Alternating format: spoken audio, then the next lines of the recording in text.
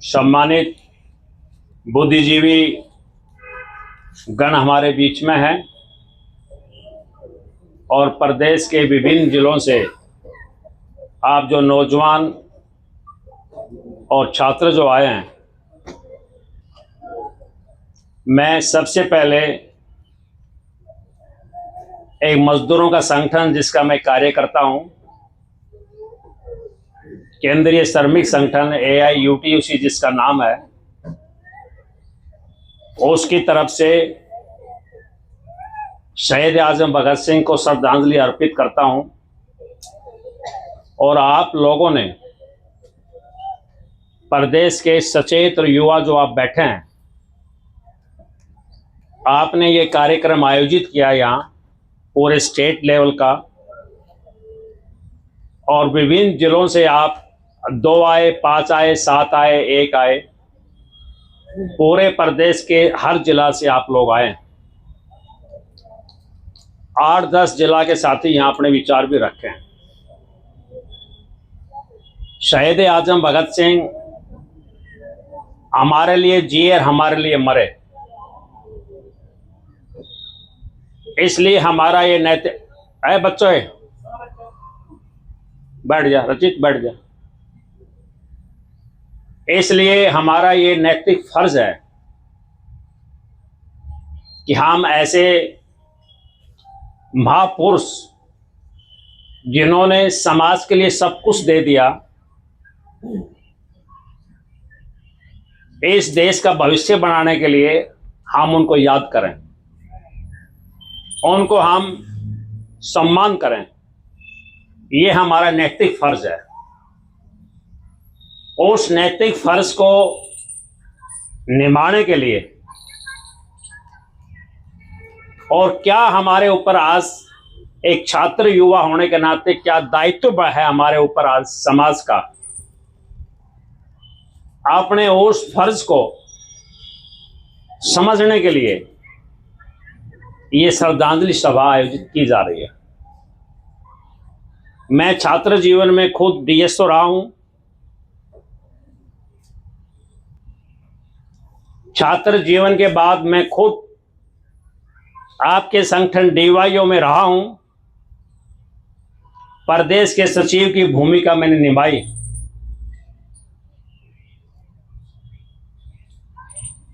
अभी मैं मजदूर यूनियन में, मजदूर ट्रेड यूनियन में काम करता हूं। 28 सितंबर 1907 को भगत सिंह का जन्म हुआ और 23 मार्च 1931 को इनको फांसी तोड़ दी गई। इतना शॉर्ट पीरियड है, परंतु इसमें भगत सिंह ने जो देश की जनता के सामने जो बातें रखी, जो विचार और जो आदर्श जो पेश किया, उसको आज देश की जनता के दिल और दिमाग से निकाला जा रहा है, बुलाया जा रहा है। क्यों बुलाया जा रहा है, मैं आपके बीच में अपनी बात इस पर रखूंगा। कुछ हमारे बीच में एडवोकेट्स युवा बैठे हैं, मैं उनसे आग्रह करूंगा कि जो भगत सिंह को फांसी तोड़ने का जो आदेश पास हुआ था कोर्ट से, वो 10 अक्टूबर 1930 को यह आदेश आया था, वर्डिक्ट आया था। आप एक बार उसको पढ़ कर देखें, आप तो उपलब्ध है वो। कैसे फेक ट्रायल, एक नकली ट्रायल चला करके इनको फांसी के ऊपर चढ़ाने का रास्ता साफ किया गया। 3 मार्च 1931 को भगत सिंह के परिवार के लोग आखिरी बार भगत सिंह से मिलने के लिए लाहौर सेंट्रल जेल में गए थे। उनके पिता किशन सिंह थे,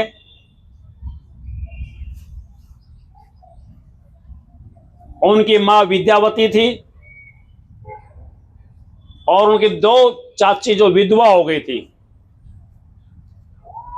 श्रवण और अजीत सिंह की पत्नियां, दोनों ही आजादी आंदोलन में लगे हुए थे। उनके चाचा श्रवण सिंह और अजीत सिंह। अजीत सिंह ने एक बड़ा आंदोलन किया था अंग्रेज के जमाने में, पगड़ी और समाल जट्टा के नाम से। अंग्रेज ने किसानों के ऊपर लगान लगाया था, उनके कॉलोनियल औपनिवेशिक टैक्स लगाया था किसानों को उजाड़ने के लिए। तो भगत सिंह के चाचा अजीत सिंह ने एक बड़ा आंदोलन किया था, और जिस दिन भगत सिंह का जन्म हुआ उस दिन उनके चाचा जेल से छूट कर आए थे। उनके चाचा सरवण भी आ गए तो उनकी जमानत हो गई थी। दोनों अंग्रेज के खिलाफ लड़ाई लड़ रहे थे। तो भगत सिंह का नाम भागा लिख दिया, भागवाड़ा है। बाद में शहीद भगत सिंह हुए वो। उनकी दो चाची भगत सिंह की, सरवण और अजीत सिंह की विधवाएं, और उनका दादा अर्जुन सिंह, वो भगत सिंह से लास्ट मुलाकात करने के लिए 3 मार्च 1931 को गए। ब्रिटिश सरकार ने उनको अनुमति दी मिलने की। उनके दादा अर्जुन सिंह जितनी देर भी मिले वो भगत सिंह के सिर के ऊपर हाथ फेरते रहे। टप टप पूरा परिवार रोता रहा।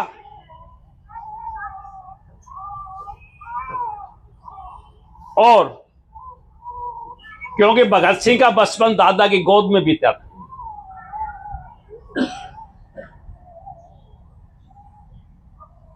भगत सिंह ने चलते वक्त अपनी मां से कहा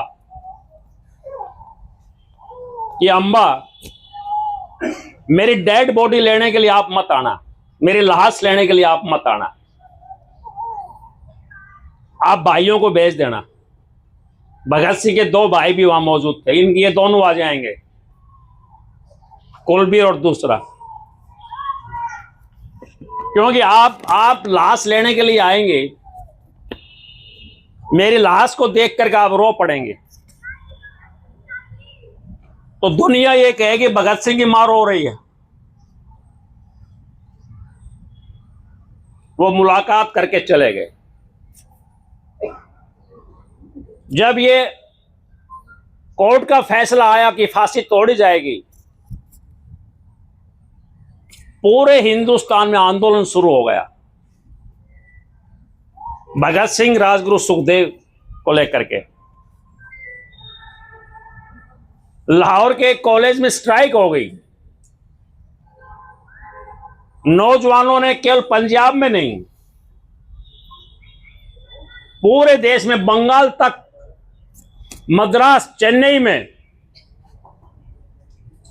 कंपनियों में, कारखानों में काम करने वाले मजदूरों में, महिलाओं में,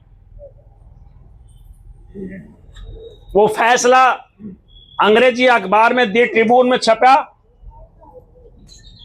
अगले दिन आंदोलन पे आंदोलन कि इन क्रांतिकारियों को, भगत सिंह, राजगुरु सुखदेव, इनको फांसी ना तोड़ी जाए।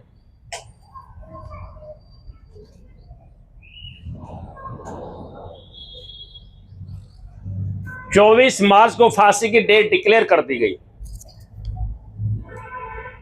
घोषणा होगी 24 मार्च को फांसी तोड़ेंगे, लाहौर की सेंट्रल जेल में फांसी देंगे। अखबारों में बयान आ गया। जब ये बयान छपा 24 मार्च 1931 को भगत सिंह, राजगुरु सुखदेव को फांसी दी जाएगी। देश के कोने कोने से, इतना बड़ा ये हमारा विशाल देश, नौजवान, आम लोग पैदल चल दिए लाहौर सेंट्रल जेल की तरफ।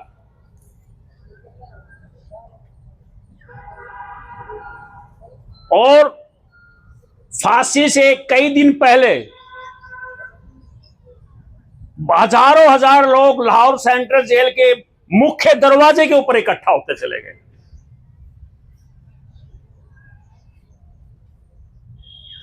अंग्रेज इस बात से डर गया, इसलिए 24 मार्च के बजाय 23 मार्च को रात को दुनिया में आज भी कोई नियम नहीं है, अंतर्राष्ट्रीय कोई नियम नहीं, रात को फांसी तोड़ी जाए। इनको रात को फांसी तोड़ी गई। जिक्र आया जब वो ब्रिटिश अफसर उनके पास गया, जिस कोठड़ी में वो बंद थे, राजगुरु भगत सिंह और सुखदेव अलग अलग कोठड़ी में बंद थे। उन्होंने कहा कि भगत सिंह खड़े हो, आपका फांसी का टाइम हो गया। तब वो किताब पढ़ रहे थे। 24 को भगत सिंह को 24 को फांसी टूटनी थी, वो 23 को किताब पढ़ रहे हैं महान लेनिन की, जिन्होंने 1917 में रूस में क्रांति की मजदूरों का शासन लेकर आए थे। किताब पढ़ी और खड़े हुए उनको जो जेल के बाहर में जो पंडाल था, चौक था, उसमें ले आए। वहां से राजगुरु और सुखदेव को ले आए। जब तीनों इकट्ठा हुए, तीनों गले इतने मिले, कैदियों ने आके छुटाने की कोशिश की, छुट्टे नहीं। तीनों गले मिलकर रोए, हट नहीं रहे हैं। और फिर वो कहते हैं इनकलाब जिंदाबाद का नारा लगाते हैं, और उनको वहीं लाहौर सेंट्रल जेल में जो फांसी का जो जगह थी वहां लटका दिया गया। लाहौर सेंट्रल जेल के कैदियों ने खाना नहीं खाया, वो बगावत पर आ गए।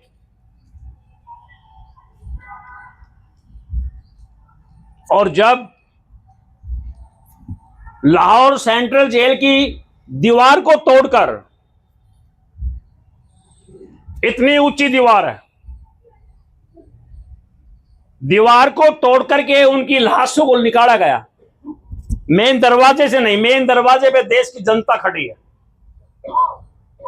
जनता को जानकारी नहीं है फांसी टूट गई है।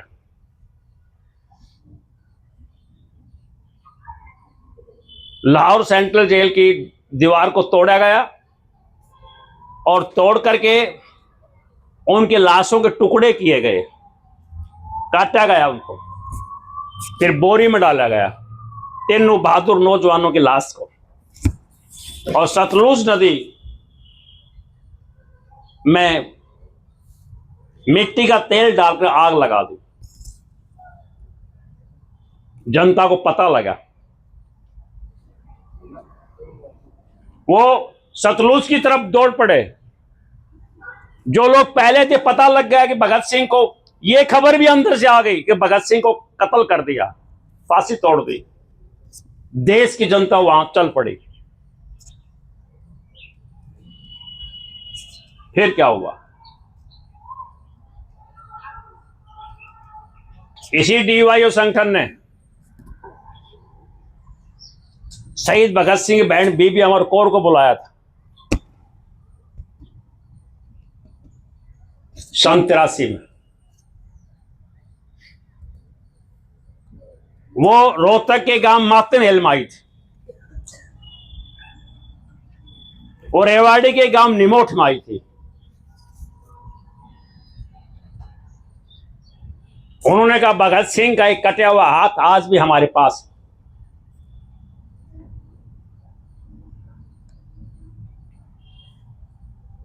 परंतु भगत सिंह, राजगुरु सुखदेव की शहादत के बाद देश में जो चिंगारी फैली, जो आंदोलन पे जो आंदोलन हुए, और भगत सिंह के शहादत को बचाने के लिए हमारे देश के नेताओं ने प्रयास क्यों नहीं किए? सवाल यहां यह है।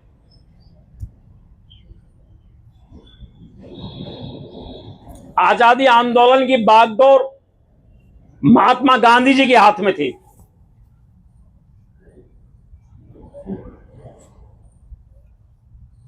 महात्मा गांधी जी ने और आजादी की लड़ाई लड़ने वाले जो नामी नेता थे, उन्होंने भगत सिंह, राजगुरु सुखदेव को बचाने की कोशिश क्यों नहीं की? अंग्रेजों के सामने इस बात को क्यों नहीं रखा? यह विचारणीय सवाल है, यह बहुत महत्वपूर्ण सवाल है। और भगत सिंह की शहादत के बाद जो देश में आंदोलन खड़ा हुआ,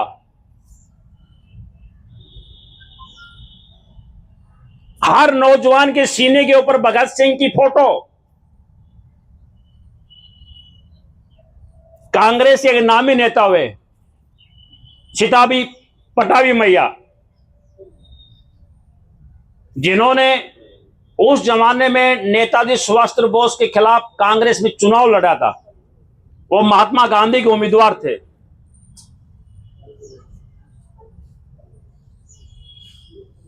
उस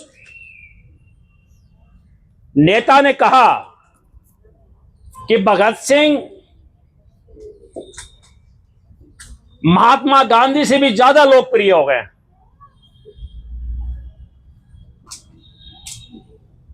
और नेताजी सुभाष चंद्र बोस ने कहा कि भगत सिंह जिस चेतना को पैदा करके चले गए वो कभी बुझेगी नहीं।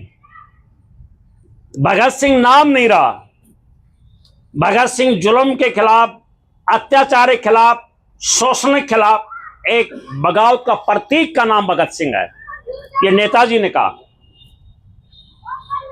कांग्रेस का जो नेतृत्व था, जिसके हाथों में आजादी आंदोलन की बागडोर थी, जो जनता को जो नेतृत्व दिखा रहे थे, उन्होंने क्या कहा? उन्होंने कहा कि जो भगत सिंह को मानकर चल रहे हैं, इससे हिंसा बढ़ रही है, हिंसा बढ़ रही है, देश के अंदर पागलपन बढ़ रहा है। जो भगत सिंह का करेज जो बढ़ रहा है, इससे देश के अंदर पागलपन बढ़ रहा है, हिंसा बढ़ रही है। हम जानते हैं कि भगत सिंह ने अनशन किया था जेल के अंदर, जेल सुधारों को लेकर के, ब्रिटिश के खिलाफ। उनके एक साथी यतीन्द्र भी थे। यतीन्द्र दास 63 दिन भूखा रह करके वो शहीद हो गए थे। कांग्रेस के नेतृत्व ने, जिनके हाथों में आंदोलन की बागडोर थी, उन्होंने एक शब्द भी नहीं कहा था।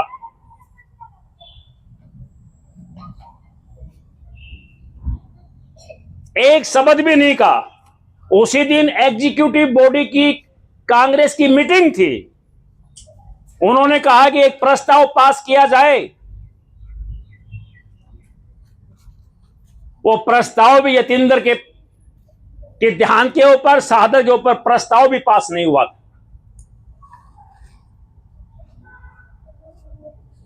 विचारणीय सवाल है हम सभी के लिए कि अंग्रेज भगत सिंह के खिलाफ है, उनको जेलों में यातनाएं दी जा रही है, उनकी झूठी ट्रायल करके उनको फांसी के ऊपर लटकाया जा रहा है। राम प्रसाद बिस्मिल, अशफाक उल्लाह, रोशन लाल, राजेंद्र लाहिड़ी, इनको 17, 18 दिसंबर 28 में फांसी पे चढ़ा दिया गया।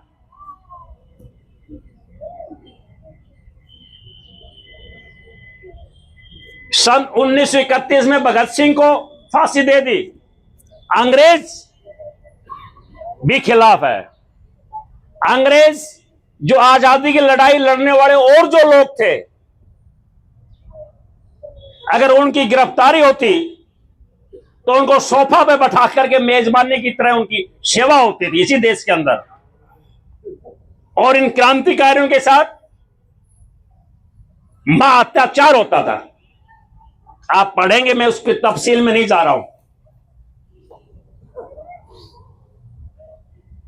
अंग्रेज खिलाफ और देश के जिन हाथों में नेतृत्व था देश की आजादी का, वो भी खिलाफ। और देश की आजादी के बाद 15 अगस्त 1947 जो आजादी इन शहीदों की कुर्बानियों की बदौलत मिली, 15 अगस्त 1947 के बाद जो भी सत्तासीन हुए XYZ, वो भी इन क्रांतिकारियों के खिलाफ। उन्होंने भी देश की जनता के बीच में कोई सवाल नहीं किया। देश के नौजवानों की मांग है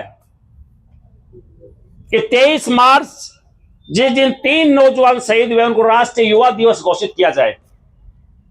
कांग्रेस ने नहीं किया, आज जो सत्ता में बैठे उन्होंने नहीं किया। बात क्या है, यही जानने का सवाल है। भगत सिंह जब आजादी आंदोलन में आए, खुद गांधी जी के असहयोग आंदोलन में आए थे। असहयोग आंदोलन वापिस होने के बाद झटका लगा देश के बहुत नौजवानों को। क्या हुआ ये? वो उस CPI के पास गए थे, कम्युनिस्ट पार्टी ऑफ इंडिया के पास गए थे, और भगत सिंह ने कहा कि मुझे मेंबर बनाओ CPI का। CPI ने उनको मेंबर नहीं बनाया था। जब उनके पिता ने कहा, उनके पिता खुद आजादी आंदोलन में थे, परंतु वो नहीं चाहते थे मेरा लड़का आजादी की लड़ाई लड़े।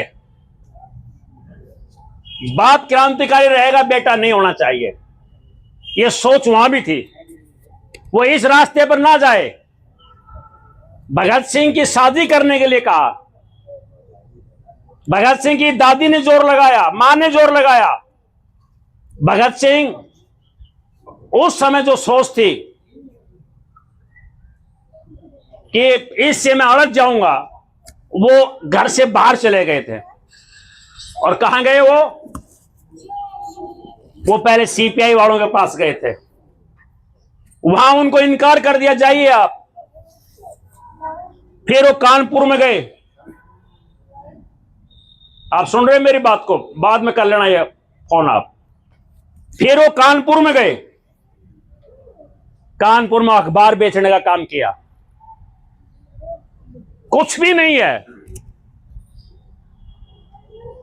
काकोरी कांड के शहीदों की धरपकड़ हो रही है, मामला चल रहा है, कुछ भी नहीं है। रहने के लिए मकान नहीं, खाना नहीं, कपड़े नहीं, कुछ नहीं। वहां राम प्रसाद बिस्मिल, अशफाक उल्लाह, चंद्रशेखर आजाद, इनसे उनकी मुलाकात हुई। उन्होंने एक संगठन बनाया हुआ था HRA, हिंदुस्तान रिपब्लिकन एसोसिएशन, उसमें वो शामिल हो गए। परंतु राम प्रसाद बिस्मिल, अशफाक उल्लाह, इन क्रांतिकारियों को फांसी देने के बाद संगठन तमाम अस्त व्यस्त हो गया। तमाम को एक एक करके लगा। जो बचे हुए थे वो घूमते रहे यहां वहां पुलिस से बचने के लिए। भगत सिंह ने अपने कंधों पर जिम्मेवारी ली। फिरोजशाह कोटला मैदान में मीटिंग बुलाई। जो क्रांतिकारी थे दिल्ली में, और उन्होंने जो HRA था उसका नाम रख दिया HSRA, Hindustan socialist Republican, socialist शब्द जोड़ दिया और एक घोषणा पत्र जारी किया कि कांग्रेस का नेतृत्व जो लड़ाई लड़ रहा है अंग्रेज के खिलाफ, उसका मकसद कुछ सुविधाएं लेना है। सुविधाएं ली जा चुकी थी। बंगाल के अंदर कांग्रेस के साथ मिलकर हिंदू महासभा, जिसके श्यामा प्रसाद मुखर्जी वो डिप्टी चीफ मिनिस्टर बन गए थे अंग्रेज के रहते हुए, जो चुनाव होते थे, तो भगत सिंह जिसके नेता थे चंद्रशेखर आजाद, उन्होंने एक घोषणा पत्र जारी किया। ये कांग्रेस क्या चाहती है, इस नेतृत्व का उद्देश्य क्या है, ये सुविधाएं लेना चाहते हैं। अंग्रेज यहां से चला जाए, देश के पूंजीपति वर्ग, जिसको आप अडानी और अंबानी कहते हैं, हम टाटा और बिड़ला के नाम से जानते हैं, ये टाटा बिड़ला पूंजीपति वर्ग ये सत्ता में आ जाए, अंग्रेज चला जाए, झगड़ा लूट का है। इसलिए हिंदुस्तान सोशलिस्ट रिपब्लिकन एसोसिएशन देश की जनता से, छात्र नौजवानों से, मजदूरों से, किसानों से ये आह्वान करती है कि हमको इनकलाब चाहिए, और इनकलाब का मतलब समाजवाद कायम करना है। इनकलाब का मतलब एक मानव दूसरे का शोषण ना कर सके, हमें यह काम करना है। इस काम के लिए हम आगे बढ़ेंगे, परंतु इनकी बात पूरे देश में फैल नहीं पाई। अंग्रेज पीछे पड़ा हुआ था, कांग्रेस का समझौता प्रस्थ नेतृत्व मदद नहीं कर रहा था, वो भी इनके खिलाफ था, क्योंकि उनका भी पूंजीपति वर्ग का सवार था उनका कि देश में क्रांति नहीं होनी चाहिए। इसलिए कांग्रेस का दफ्तर तो बिड़ला का हाउस, जो आजादी की लड़ाई लड़ रहे थे, और इन क्रांतिकारियों के दफ्तर फिरोजशाह कोटला मैदान के खंडर में, इनके दफ्तर कहीं कानीकूट में। ये आजादी आंदोलन में साफ साफ हमको दिख रहा है। तो क्या करें? संगठन कमजोर हो गया। भगत सिंह ने जिम्मेवारी ली, संगठन ने जिम्मेवारी दी कि आप पूरे देश में घूमेंगे, आप पूरे देश में इसका प्रचार करेंगे, नए नए लोग हैं उनके कनेक्शन स्थापित करेंगे, देश की जनता को आप जागृत करेंगे, चेतना देंगे। परंतु आपकी तो पहचान पगड़ी और दाढ़ी से है, आप पकड़ में आ जाएंगे। संगठन का फैसला हुआ कि आप दाढ़ी और पगड़ी उतारो। आप उन्होंने दाढ़ी भी कटवाई और पगड़ी भी उतार दी। वो संगठन को समर्पित थे, वो संगठन को चला नहीं रहे थे, संगठन को समर्पित थे, संगठन के इस फैसले को मान लिया। वो पूरे देश में गए, एक एक से संपर्क किया, बात बनी नहीं। संगठन की मीटिंग हुई, एचएसआरए की, उनकी जो कमेटी थी, क्या करें, क्या करना चाहिए। उन्होंने कहा कि एक मौका है, हम अपने राजनीतिक प्रचार को बढ़ा नहीं पा रहे हैं, तो ये ब्रिटिश की सरकार ब्रिटिश पार्लियामेंट में दो कानून ला रही है, एक पब्लिक सेफ्टी बिल, एक trade dispute bill. Public safety bill का मतलब आप आंदोलन नहीं कर सकते, आप धरना नहीं लगा सकते। एक काला कानून ट्रेड डिस्प्यूट बिल कि मजदूर लड़ाई नहीं लड़ सकते, श्रमिक आंदोलन कर नहीं सकते। तो मौका है उस बिल का विरोध किया जाए, और उस बिल का विरोध कैसे किया जाए, उसका रास्ता क्या हो। तो इस संगठन ने फैसला लिया कि जब ये पार्लियामेंट में ये बिल इस तारीख को पेश किए जाएंगे, तो जो खाली बेंच है उनके ऊपर एक बम फेंका जाए, किसी का कत्ल करने के लिए नहीं। ये ब्रिटिश सरकार के बहरे कानों में एक आवाज पैदा करने के लिए। तो ये काम कौन करे, कौन सक्षम है, जो हमारे एचएसआरए हमारे संगठन की बात को रख सकता है। और फिर गिरफ्तारी होगी, हम भागना नहीं है, हमको गिरफ्तार भी होना है उसमें, और गिरफ्तार होकर के फांसी भी होगी, उसको भी फांसी पर जाना है। परंतु गिरफ्तार होकर के इस कोर्ट को पॉलिटिकल मंच बनाना है, इस कचहरी को न्यायालय को हमको राजनीतिक मंच बनाना है, अपनी बात वहां रखेंगे ताकि देश में वो हमारी बात जाए।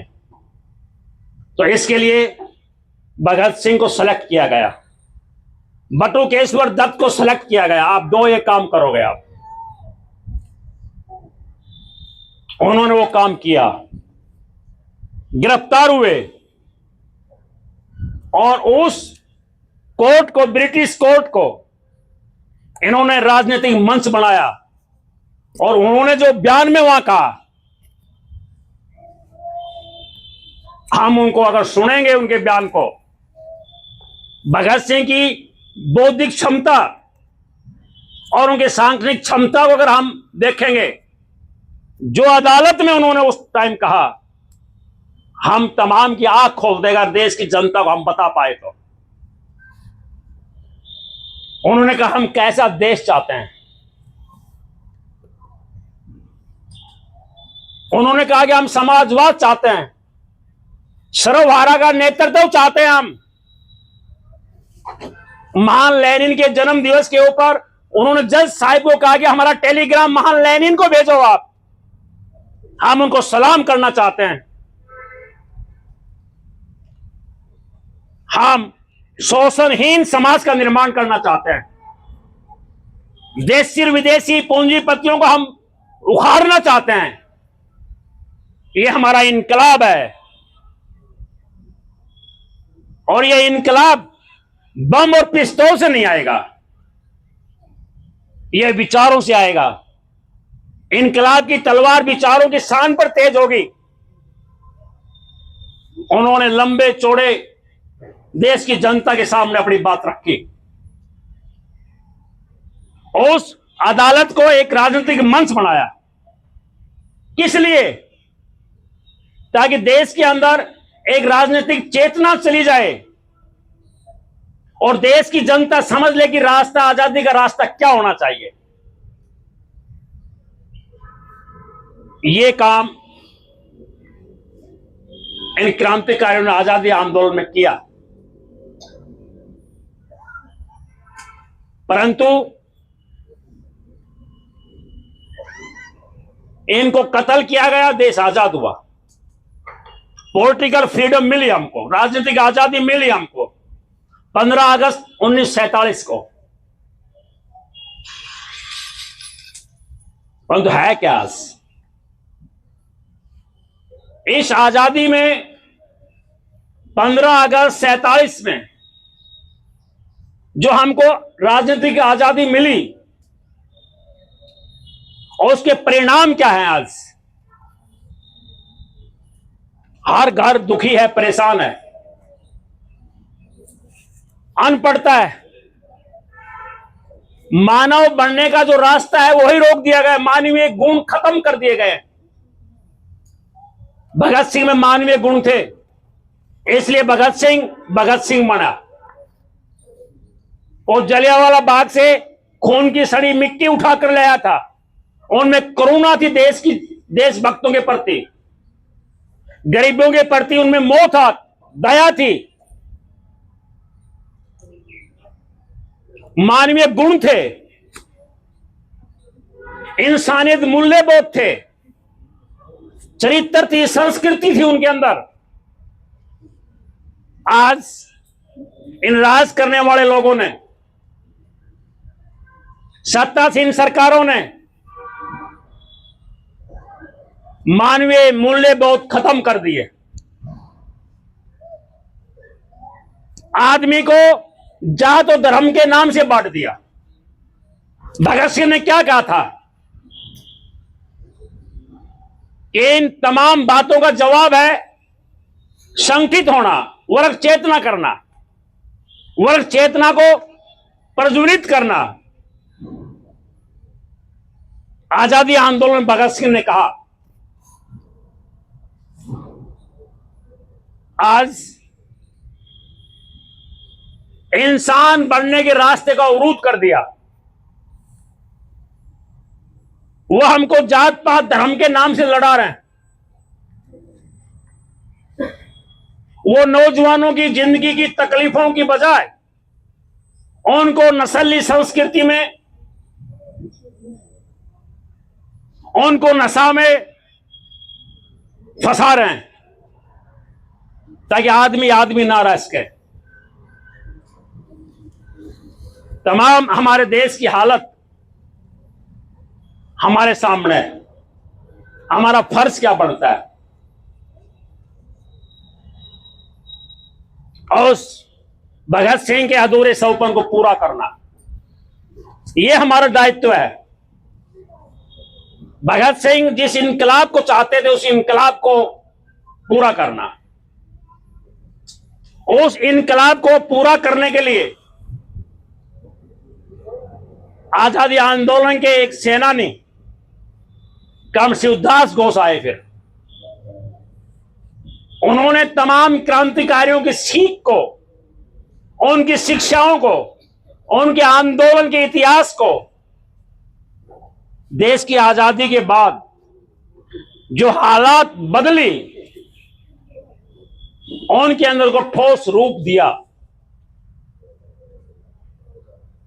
ताकि इन शहीदों के अधूरे सपनों को हम पूरा कर सकें। ये दायित्व हमारे ऊपर है। नौजवान बने रहने के लिए, इस देश का एक नागरिक बने रहने के लिए, मैं नागरिक की तरह जिंदा रह सकूं, उसके लिए उस विचार की जरूरत है, उसके लिए उन्नत संस्कृति की जरूरत है, उन्नत आदर्श की जरूरत है। नहीं तो मैं आपसे एक सवाल पूछता हूं, जिनके पास बहुत सारा पैसा है, जो कई मंजिला मकान में रहते हैं, रोहतक हो या कहीं भी कोई जगह हो,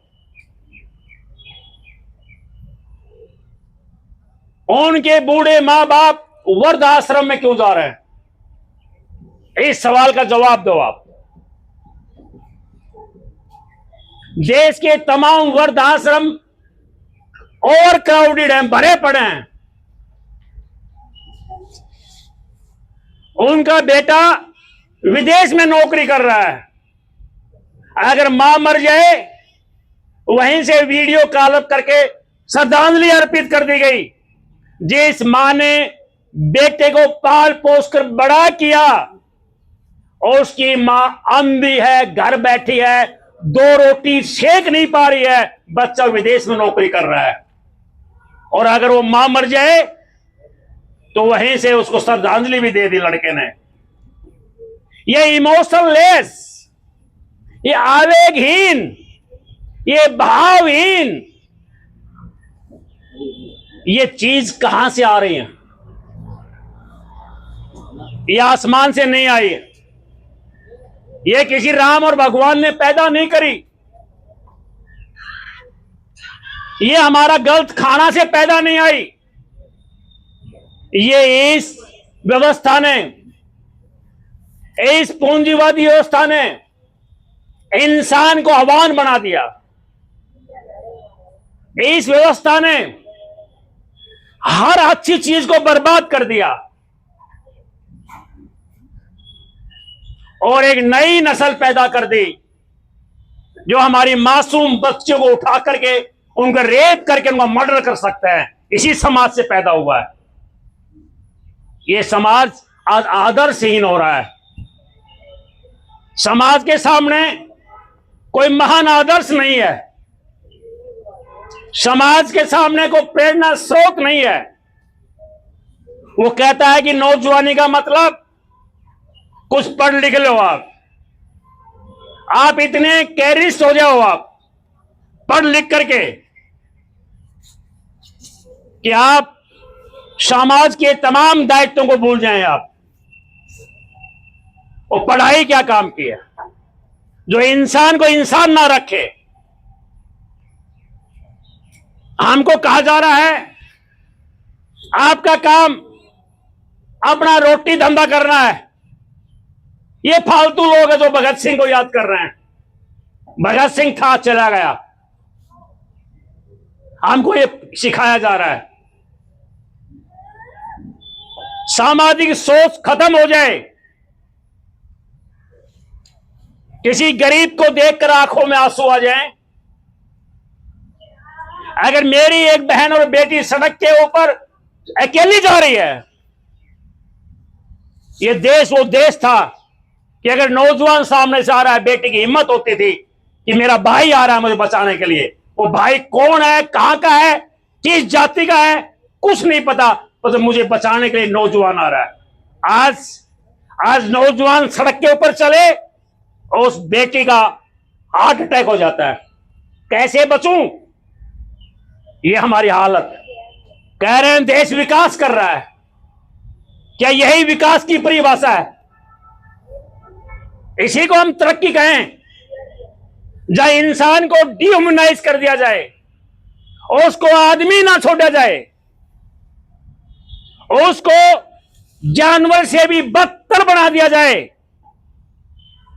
क्या यही सभ्य समाज है?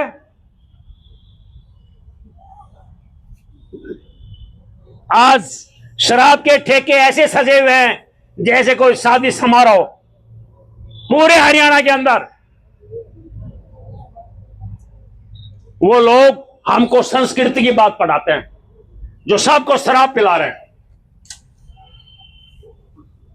जो लोग, जिनका देश की आजादी में कोई भूमिका नहीं, आज वो शासन में बैठे देशभक्ति का पाठ पढ़ा रहे हैं। मैं लास्ट में, आखिर में, आप लोगों ने जो ये पहल की है, सच्चाई अगर हमारे साथ है, अगर हम किसी महान आदर्श को लेकर चलने वाले हैं, हम एक एक साथी ABCDEF अपने जीवन में उन गुणों को अर्जित करें, गुणों को अर्जित करें। एक अच्छा नागरिक बने रहने के लिए गुणों को अर्जित करें। हम जितना समझते हैं दूसरे को समझाएं। हम अपने परिवारों में ये संस्कार पैदा करें, अपने बच्चों में ये संस्कार पैदा करें।